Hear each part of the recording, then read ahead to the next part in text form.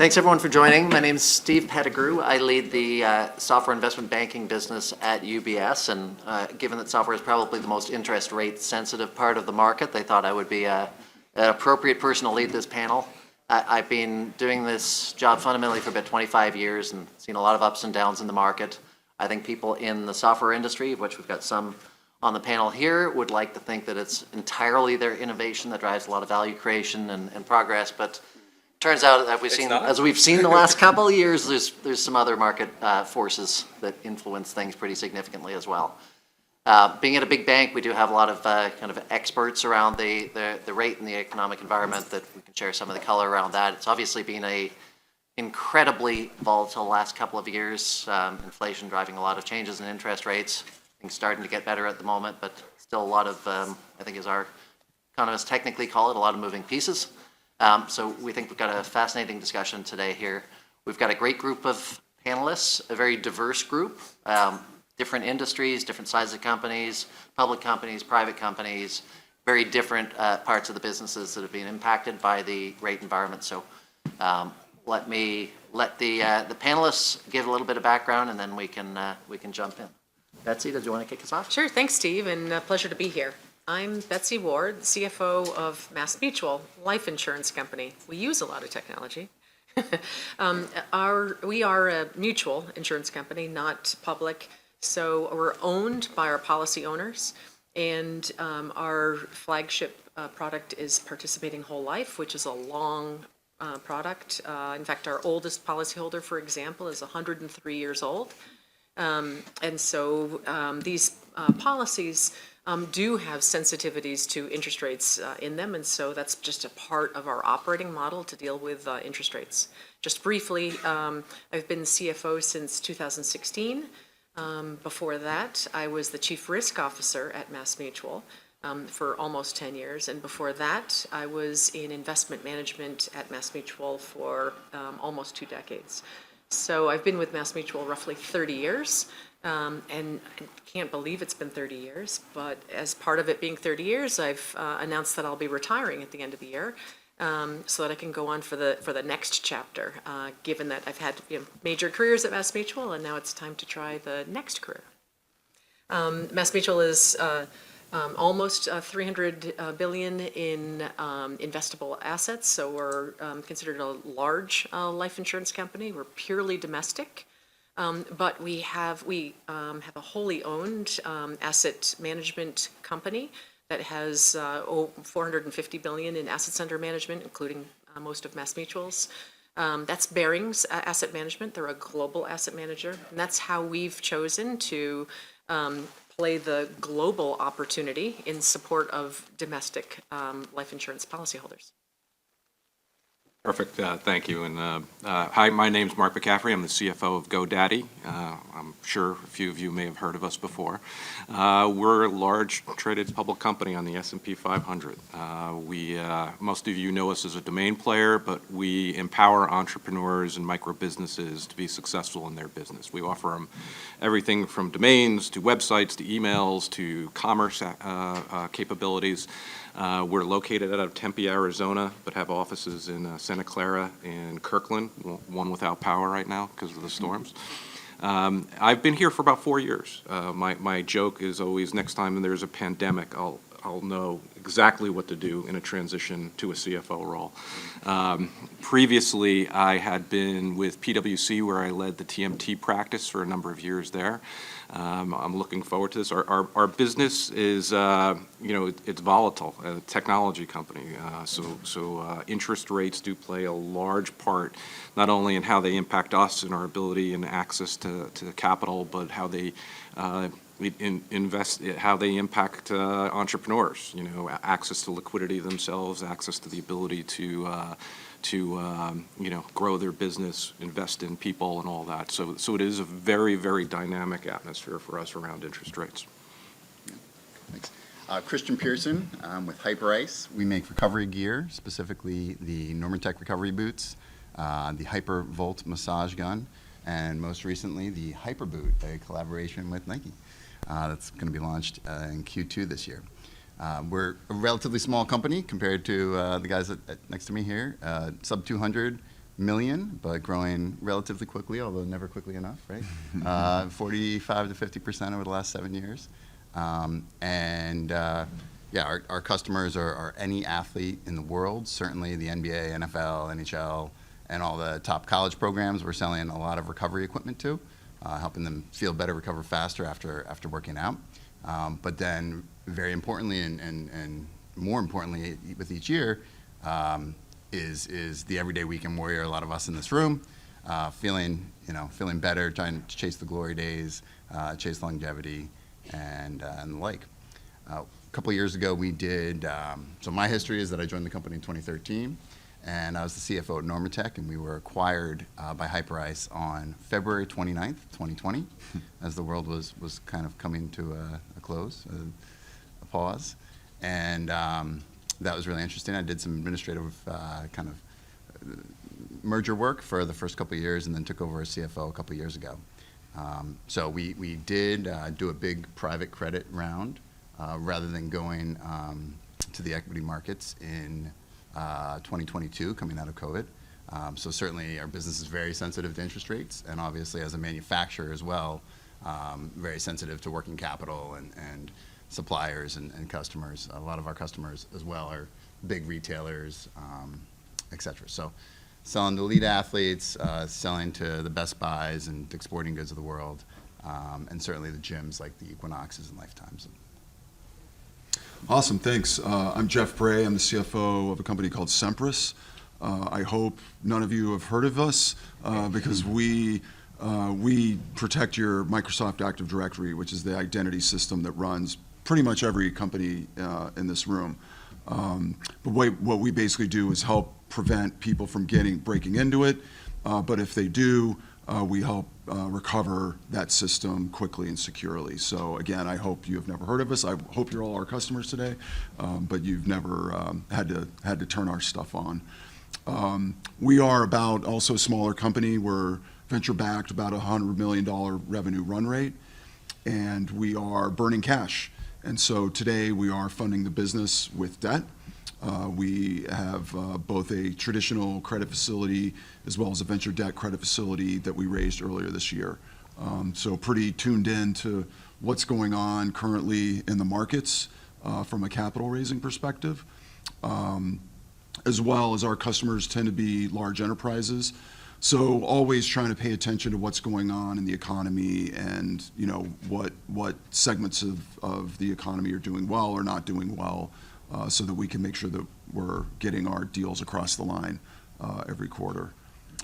As for me, I've been at the company about a year.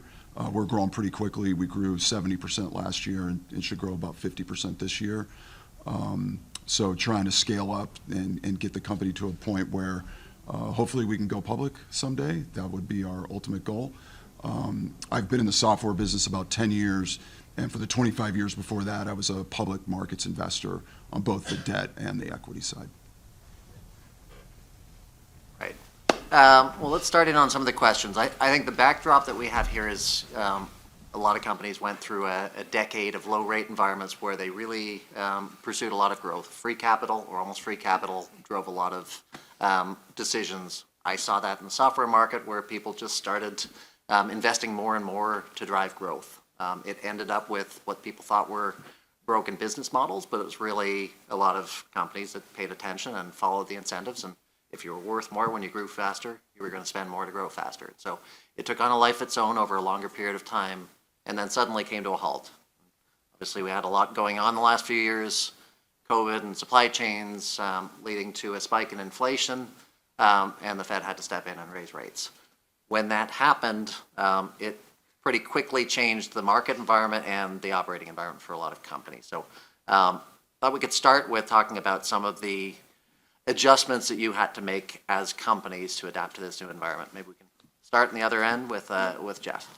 Sure. So when rates started going up, I was at a different company that had been recently purchased by a private equity firm, and we had a lot of debt, and it was floating rate debt. And so we saw decreasing cash flows very quickly. And one of the things that we did to mitigate that was we hedged the floating rate portion of it, so that at least we knew it was going to cost us a little bit of money, but at least we knew what we were going to be paying for the next couple of years. So that was the first move that we did, and then the second move was to reduce costs. So it was a couple of tough decisions right out of the gate. Sure. For us, same situation for sure. As I mentioned, we decided rather than dilute with the equity markets to take a private credit loan. I think it's going to work out really well for us, but certainly created a debt service, created a cash demand on the company.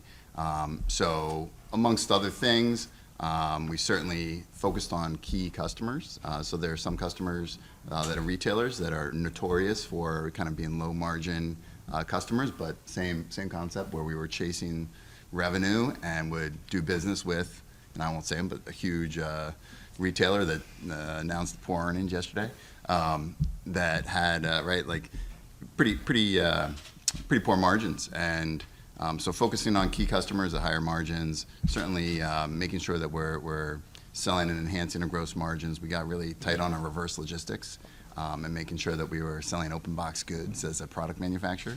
And then, of course, operating expenses. So our product's very experiential, right? You cannot tell what a Normatec boot does unless you put it on. Does anybody know what Normatec is? Okay, there you go. Yeah, I got some nuts. So they might be snow boots. They might be, we trademarked space legs at one point in time. So it's very experiential, and COVID was a hard time for us because gyms were shutting down. Mass participation events were either delayed or canceled. So we certainly had 21 and late 20 were tougher years. So at the time we had invested in a lot of sponsorship deals to try and get eyes on the product and really get those impressions if we couldn't deliver those experiences. And as we came out of COVID and as interest rates started to rise and the cash demands were higher, we certainly pulled back from a lot of those sponsorship deals and got a lot more precise on how we were spending digitally, how we were spending with maybe some podcasts, things like that, and backing out of kind of the broad range, high impression sponsorship deals that we have with a lot of the leagues that we were selling to.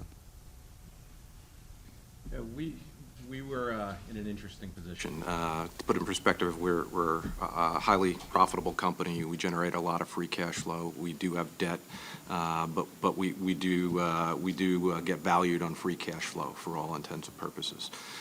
First thing I did, and I was joking around a little this afternoon, is I found a treasurer who really was kick-ass and understood all this stuff. But dealing with the public markets at the time, it became clear that we had to start explaining a lot of the moves that we were going to be making, whether it be capital allocation around share buybacks, interest refinancing, everything that we could put on the table given the changing environment. So we sat down and we created a capital allocation framework. It's something that we never had as a company, and we spent a lot of time with the board on it. What it allowed us to do is, one, go out to the public markets and our investors and explain to them what our framework was, how we evaluated, what decisions we were going to make and when. It also allowed the board to give management the opportunity to be very aggressive and active in the market whenever the circumstances changed. And once we did that, we found our ability to get aggressive in the markets as interest rates were going up.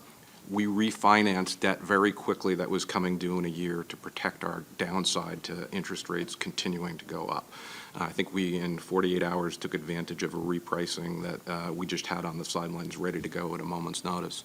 When the equity markets got hit, we reallocated to share buybacks. We went very, very aggressive into buying back billions of dollars worth of our shares. At the time, we were trading in the 70s. Now we're as of today, around 190. So our ability to have that all in place and have that framework became the key tool. Because as we went from quarter to quarter in earnings, we didn't have to re-explain everything we were doing. We were able to put it within the framework and answer the question very simply. Our capital allocation framework has not changed. We're implementing it based on the levers we told you, and we're continuing to do it successfully. And we, with the interest rates now coming in the other direction, it gives more opportunities to evaluate those choices within that framework to say what is the best ROI for our cash. We had to do some of the same things with our costs, no doubt about it. I think everybody was involved with that. But it really made us focus on the discipline of understanding how to deploy the cash in order to get the best return, and also keep the investors, the employees, our customers, all within the same benefit.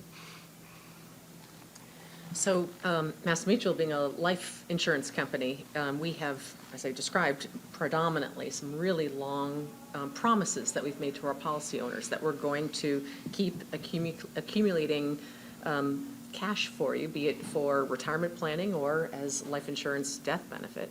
Anyway, it's a very long liability that we have, and tend to have shorter assets that are available in the marketplace relative to these 50 to 100-year liabilities. And so we'll use regularly derivatives to make sure that we have the right interest rate relationship on a present value basis, on a market value basis. Because, again, being a private company, we're very focused on how we're preserving economic value first. Now, accounting is very important for recognizing how we're assessed and evaluated in terms of financial strength on an accounting basis, but being a mutual, we can look at preserving the economic value. So we're regularly, daily, adapting to interest rate movements, because we're looking at these long cash flows and all of the various interest sensitivities that we need to be protecting the value from. In addition, our products oftentimes have built-in guarantees, and so that gets to a particular kind of minimum floor that maybe that was built into products, and frankly, historically, some of the products had higher guarantees than even where interest rates, some of the low end of the curve, certainly got.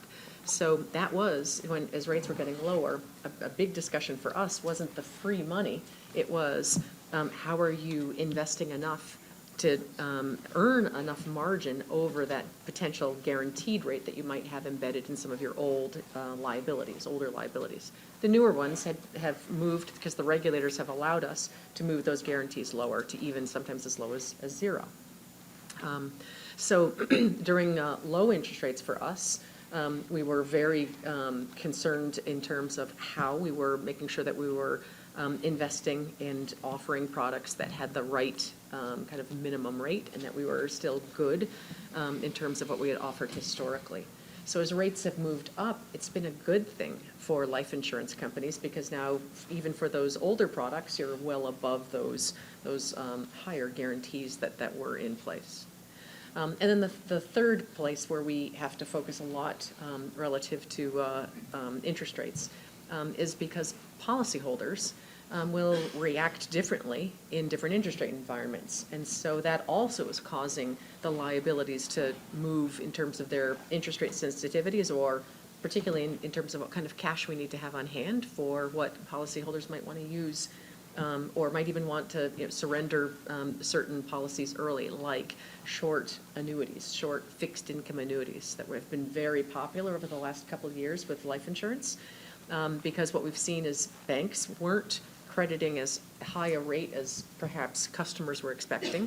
And so customers started looking for alternative places for high, like 3-year type yields. And a popular place to go to is an insurance product called a fixed annuity, where you get the payment after a lump sum after 3 years, subject to the interest rate that you've agreed to at that time. You can surrender early if interest rates start going up.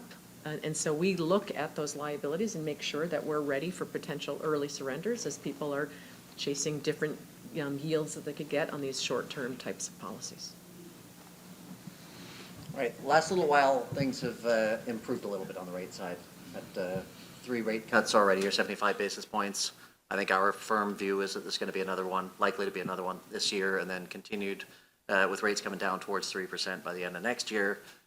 For everybody, that should be a little bit more conducive. We've obviously seen a lot of refinancings on the debt side, as a couple of people mentioned here. People are feeling a little bit more optimistic around the equity market, starting to see a lot of public market activity and even some IPOs, increased private capital raising. as the environment has become a little bit more conducive, still tight, but a little bit more conducive, how have you adapted the thinking for your business? I don't know, maybe we can mix it up here. Mark, do you want to start us off? Sure. So again, just evaluating with the interest rates now going down, and I think it's safe to say we won't see another zero rate environment for a long time. That was, I think we all believe, unrealistic and unsustainable, although it lasted a lot longer than many of us thought it would. But understanding that the interest rates will start to, come down, maybe next year, we'll see. There's a lot going on in the world. So I think that is still a bit of a TBD. But it really gets you into, when you're carrying a debt portfolio, and looking at buybacks and also looking at potential investments, how do you balance between the three? Lowering rates probably will have a tail end effect on raising asset valuations within the market. So are you timing the potential ROI of any investments you're considering? Obviously, an opportunity to reprice on any debt out there, especially if you have a strong balance sheet. We continue to look at that and be aggressive with it all the time. And then always evaluate it. Our shareholders love stock buybacks, and it's a big way to give them back value.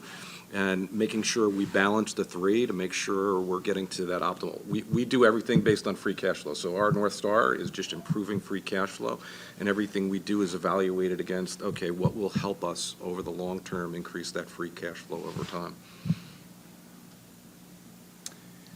So from our perspective, we certainly would look to refi, right, as the business continues to improve. I think that'll be really tremendous. But something that's kind of fun and specific to us is our innovation pipeline, and we had fiercely defended the innovation pipeline as we had cut cost of goods and cut some OpEx over the last couple of years. So we really have this really robust innovation pipeline from wearable tech to the next gen of our existing product lines. And as rates have gone up and as cost of capital has gone up and kind of cash a little bit tighter coming out of COVID, the finance seat, my seat in particular, is really interesting because we have a really overzealous product team, an excited product team, right? That's got all these ideas and is making all these great things. And then you have a sales team that's ready to run through a wall and just I can sell it to this guy. But we really had to be very thoughtful about what we're actually going to take to market and really be comprehensive in our assessment of what are the true costs. And the product guys know what it takes to build the product. They know that they're going to be, the manufacturing costs, they know the prototypes. The sales guys know, hey, maybe, we have to redo displays and our retailers, et cetera. The marketing guys know what it costs to launch it. The regulatory guys know what it takes to spend and make, regulatory work in 50 or 60 countries. And then, for myself, it's like, well, look at it. Are we doing end-of-life credits for a prior generation? Are there opportunity costs associated with building Amazon reviews for new products? So a comprehensive assessment and of cost first, and then certainly that higher hurdle rate has created a little bit of I don't want to say a backlog, but a pretty exciting innovation portfolio on our side. And I'm sure that there are a lot of other companies that are going through the same thing. So a fun thing is, I think, as rates come down and hurdle rates come down, you'll see the release of more innovation. And certainly, I think the new reality in our world in manufacturing is that working capital is kind of king. It's not free anymore. So long lead components, just great terms are really valuable. And I think companies that have really strong balance sheets have the opportunity to put that to work and win bids that they might otherwise not win with kind of generous terms. And similarly, retailers who have strong balance sheets can maybe demand better margins or better marketing input, things like that, just leveraging their balance sheets. Yeah, so a couple things for us. The first one is, I would say, the interesting thing is overall, the last maybe 18 months or so, the debt markets have been more stable. So while rates haven't necessarily come down a lot, the willingness of lenders to put capital to work has increased pretty dramatically, and there are a lot of them. So when we went and did our venture debt financing at the beginning of the year, we actually had a pretty nice competition. We had several people who put term sheets in front of us and continued to negotiate those. And so as a result, we were able to put capital on the balance sheet at what was a much better rate than what we expected. So that did a couple of things for us. One is it extended our coverage of our cash burn, pretty much to cash break even. So it put us in a position where we controlled our destiny, and we could, make some of those decisions to invest with a little more confidence. And it is saving us a little bit more money, so we can hire a couple of more engineers here and a couple more salespeople there. The other thing that I would say is, now that the market has stabilized, is there are things that you can do to look at how do you hedge some of that uncertainty and turn it into certainty. And so, as CFOs, we want to know what our forecasts are. We want to have a high level of confidence in that. And, if you ask the five of us what we think interest rates are going to be next year, you'd probably get 5 different answers, and every one of them would be wrong.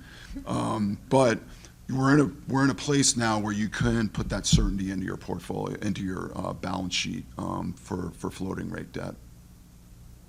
So certainly, similarly, as an insurance company, we're interested in taking some of the uncertainty out, because there's enough uncertainty in terms of course, what insurance is. So actually, we tend to do financing through surplus notes. Again, being a mutual company, we don't have public debt, public equity. And so what we can do is issue surplus notes with regulatory approval. And they tend to be long, because we're looking to lock in that capital, but particularly, well, for 2 reasons. 1, because we want to lock it in, but 2, for it to count as equity for rating agency models, it needs to be long. So when we're looking then at surplus notes, we're looking at when the long end of the curve is low. And so frankly, more so during the pandemic, we look to lock in. And in fact, even pre-funded some of the maturities that we've had this year by issuing last year, when all-in rates plus spreads, it was a better time to issue. We tend to focus less in terms of when we're thinking about how we're creating value and what our what's the important part of the yield curve for our products is not the front end of the yield curve, but is more tenure. So we're regularly looking at what the 10-year is doing to assess how we need to take particular actions relative to our business, and particularly relative to when we're thinking about a number of capital decisions. So I think we've got probably time for one more question, and then we'll open it up to the audience. I would say amongst the clients that we talk to, there has been a significant increase in optimism about the future recently. Rates are expected to get a little bit better, but I grew up in Canada, and I feel like one of my duties is to simplify things, so I like to dumb it down. And it just feels like we've went through such a crazy period that things have settled down a little bit. We obviously had a lot of change recently with the election, and that brings in some new nuances. Tariffs could drive increased inflation, could hurt rates, uncertainty around a lot of tax policy. But it seems to be a view that there's going to be some business friendliness coming out of this. How do you look at the environment? Do you feel like there has been an improved tone? If there is an improved tone, are there any things that you feel like you can do for the business? And imagine as CFOs, it's been a challenging bunch of years, saying no to everything and a lot of cost cutting. It can't be the most fun part of the job, but are there things that you're excited about being able to do if the environment does get a little bit better?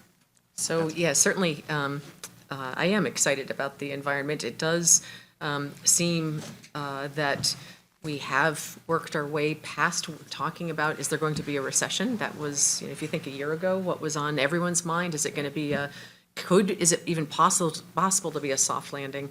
Rather, it was, when's the recession occurring? And you think about just back to the beginning of the year in what we had for various scenario analyses, because that's very much what we do, to look at a range of earnings, a range of capital usage, et cetera. How many Fed cuts were there going to be? Just thinking about some of what might have been in front of us economically. So it appears, despite the fact that a number of consumers may have felt continued inflationary stress, we're not seeing some of that continuing, and things are coming down. It does look like a soft landing. Combine that with regulatory changes that we expect, and in fact, President-elect Trump has said that we should be expecting in the near term, and then related to tax changes, which very much would have affected what consumers might be looking for protections that they also would look to for life insurance. We see some of that probably pushed off, at least that certainly was one of the election commitments. And so it does seem like it's much generally friendlier environment. So we do expect a positive economy is good for, again, potential opportunities for us to invest in, to back the insurance liabilities that we have. In addition, we tend to regularly be looking at opportunities where strategically we're looking to do add-ons for particular areas of our business, be it bearings and asset management or Mass Mutual, as in, for example, 2021, we acquired Great American Life, which is an annuity carrier, and got much bigger in retail annuities, for example. And we do see in 2025, as a result of some of this friendly environment, a likely pickup in M&A. And so that may cause opportunities, but we expect that there will be more activity, so more things to look at. Yeah, we always start with our customers, and our customers are, we find are a very resilient group, entrepreneurs, micro businesses.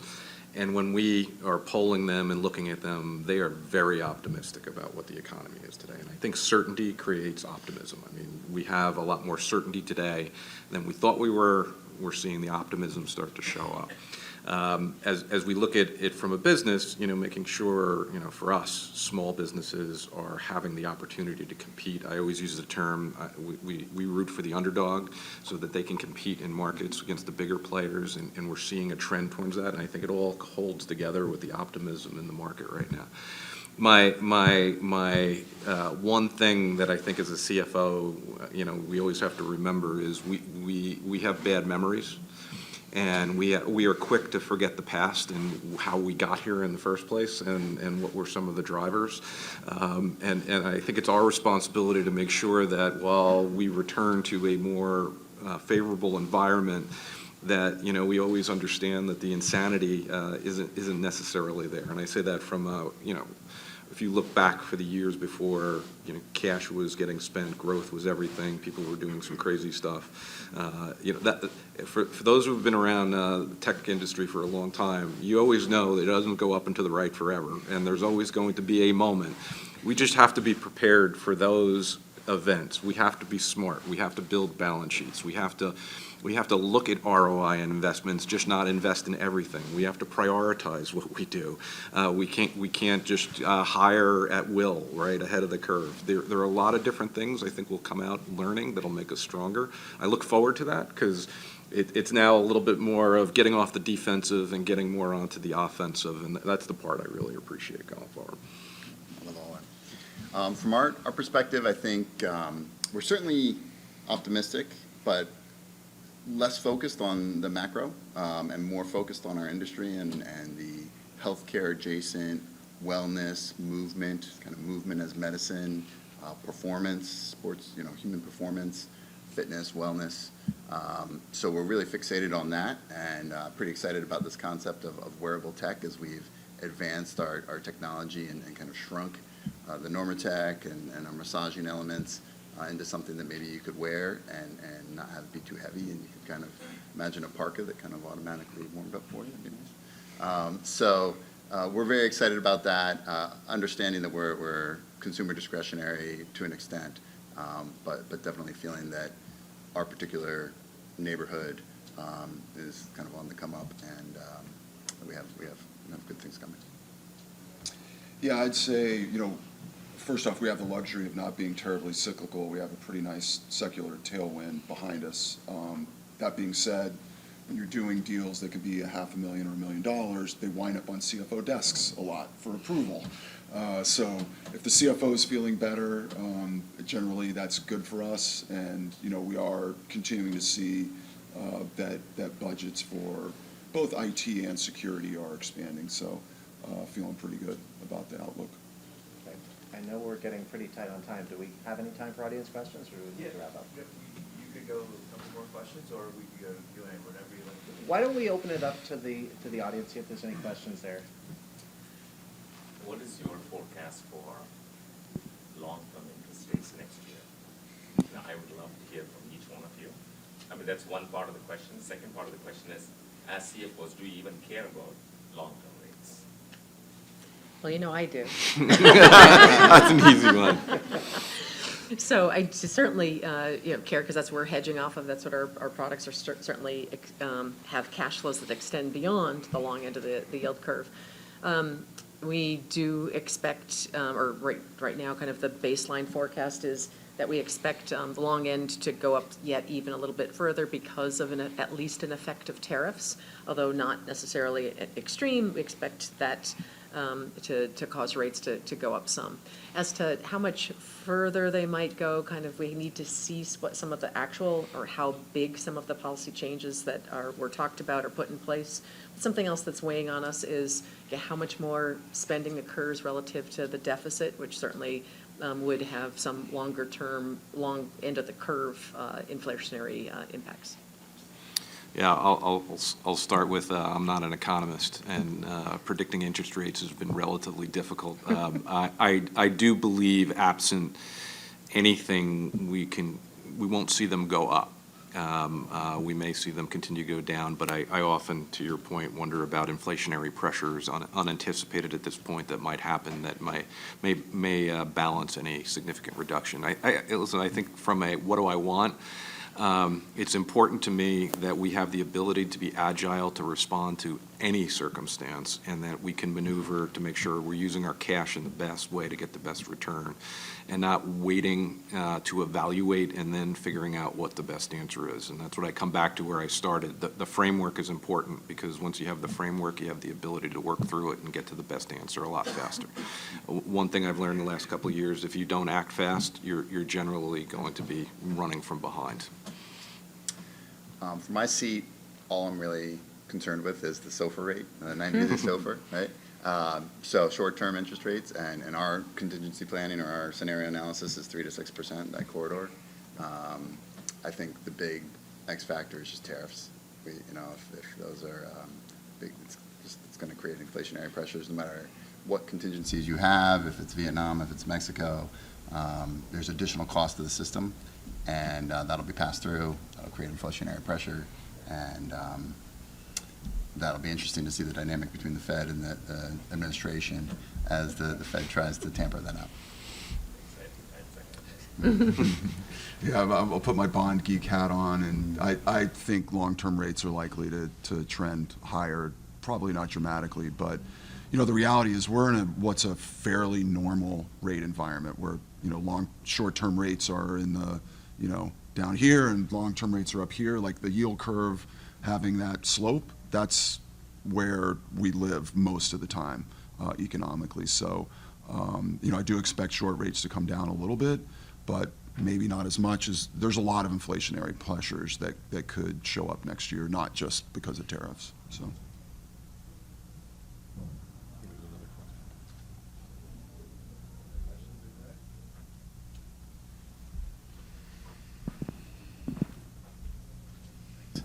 Thanks so much for a great discussion. Similar to the question about long-term rates, is there such a group as the bond vigilantes still that are going to try to offset the the deficit pressures? Put pressure on that? I don't have an answer on that one, so I'm going to have to defer. But any vigilantes out there, I do not support. Easy money out, cash is cash. With the change, with interest rates coming down, is there any type of debt that's now attractive that hasn't been for 3 years that you're looking at? I'll start. There's nothing in particular that's more attractive or less attractive. It's more for me, is now the right time to look at debt that's coming due in 27, 29, and be active on refinancing it if that's the appropriate answer. So the nature of it, we have a line of credit, we have term debt, we have a very good balance sheet, so our ability to maneuver and get to the best answer quicker is what we're looking at versus what's the right instrument. We always get called on subordinated or convertible debt. There are places and times for that, but as the interest rates go down, I think that's going to become less appealing to people going forward. Yes, so from our perspective, our company-specific credit spread, I think, has come down really nicely, and we're seeing spreads tighten as well, so that's exciting. And certainly, just from our perspective, it's not moving the vegetables around the plate, but certainly the secured notes have the better rates, and so you put the debt there first, and then you move to the unsecured, and that's a little bit higher.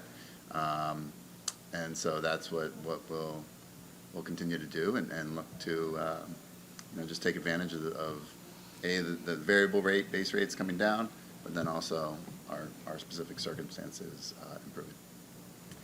Yeah, I'd say spreads are tight everywhere.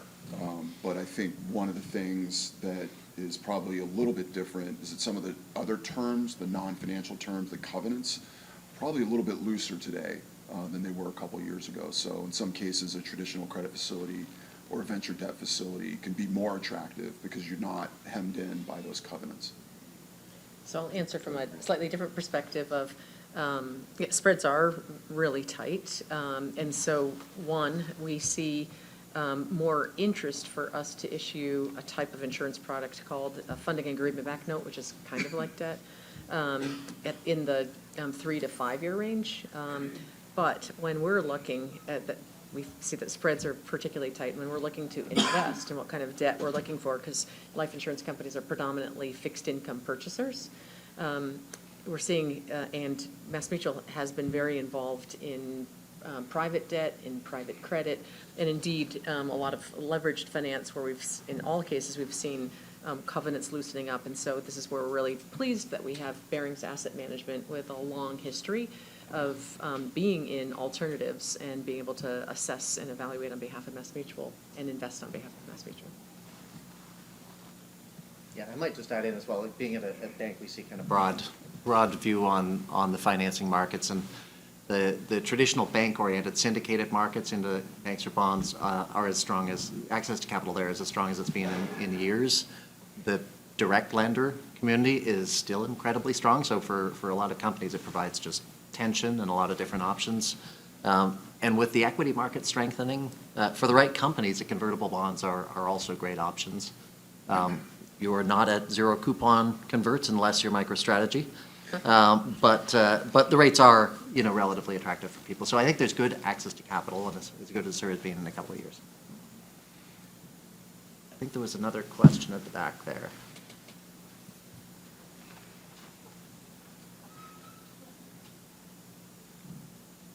Thank you. Nina Trentmann at Bloomberg.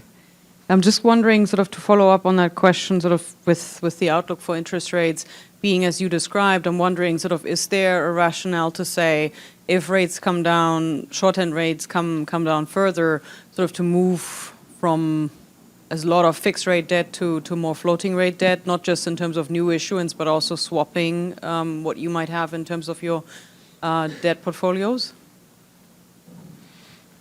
I feel like if anybody wants to jump in, I can go. All right. We currently, is there an option, I think, to lower the spread? There's always an option in order to jump into the markets as these interest rates come down. I've never been a big risk taker, so we in our variable have always hedged to fixed rates anyway. We are about 83% hedged.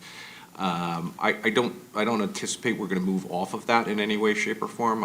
I like the predictability of having the hedge and knowing what my interest rate payments are going to be versus taking any benefit or risk that I think could or may not happen at the end of the day related to the movement. That would change if I thought there was going to be a dramatic shift, but right now I don't anticipate a dramatic shift in any one direction or another. So I think just from a risk portfolio, maintaining a fixed rate and hedging against that is probably one of our best options going forward from our perspective and our balance sheet. Or the insurance products that I mentioned, the funding agreement back notes that we offer, we'll write them fixed or floating. It's whichever the better spread is, and then we'll hedge it back. So it's really just always looking at the market and what's the cheapest way to issue. Yeah, for us, I would say, I would say it's a little bit of each of the above. We certainly, as rates come down, would potentially look to secure a fixed rate, but as Jeff mentioned earlier, a lot of times it's the ancillary benefits of deals, whether there's some element of PIK interest or convertible nature, or kind of softening of those additional terms, rather than the fixed or variable at our level. Yeah, I just think the advantage that you have right now is that the market is anticipating lower rates. So you can do a swap, like a 3-year swap, where you, in year 2 or 3, you might be paying a little bit higher than the market is anticipating, but you'd be paying definitely lower today. And again, you lock in with certainty what you'd be paying. And so to me, that's pretty attractive to get the certainty and save the money today. I'm getting flagged that it's time for us to wrap up. Everyone, thank you very much. It was great sharing the perspectives. Appreciate you joining us. Thank you.